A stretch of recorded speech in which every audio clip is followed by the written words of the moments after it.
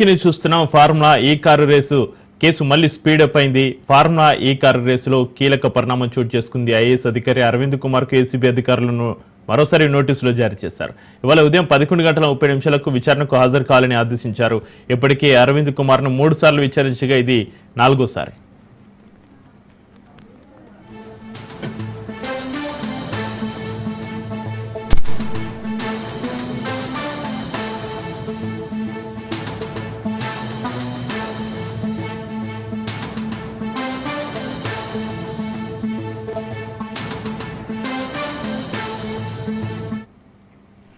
ఈ రేసు నిర్వహణ సంస్థకు హెచ్ఎండిఏ చెల్లింపులు జరిపింది. అయితే ఆర్బీఐ నిబంధనలు ఉల్లంఘించి విదేశీ కంపెనీకి నగదు బదిలీ అయిందని దాదాపు 55 కోట్ల దుర్వినియోగం జరిగినట్లు ఏసీబీ కేసు నమోదు చేసింది. ఈ కేసులో ముగ్గురిపై ఏసీబీ అధికారులు ఎఫ్ఐఆర్ నమోదు చేశారు.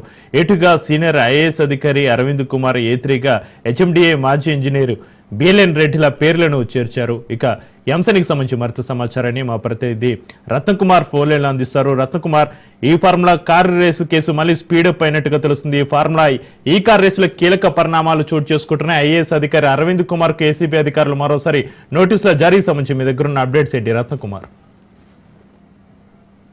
ఈ కారు రేస్ కేసులో 55 కోట్ల రూపాయల అవినీతి జరిగిందని ఏసీబీ అధికారులు కేసు నమోదు చేసిన తర్వాత ఇందులో కీలకంగా ఉన్నటువంటి వ్యక్తులు మాజీ మంత్రి, ప్రస్తుత బీఆర్ఎస్ వర్కింగ్ ప్రెసిడెంట్ కేటీఆర్ ను A1 గా చేర్చారు.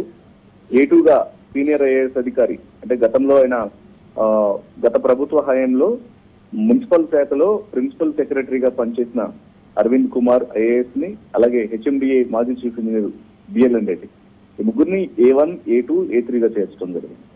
ఇప్పటికే ఒకవైపున ఏసీబీ యొక్క విచారణ జరుగుతోంది. 55 కోట్ల రూపాయలు విదేశీ అకౌంట్లకు అక్రమంగా చెల్లింపులు జరిగాయి. ఎటువంటి ఆమోదం అనేది లేకుండా, కేబినెట్ ఆమోదం లేకుండా జరిగింది. అలాగే వ్యక్తిగత నిర్ణయాల ద్వారా ఈ యొక్క అమౌంట్ ట్రాన్స్ఫర్ అనేది చేశారు.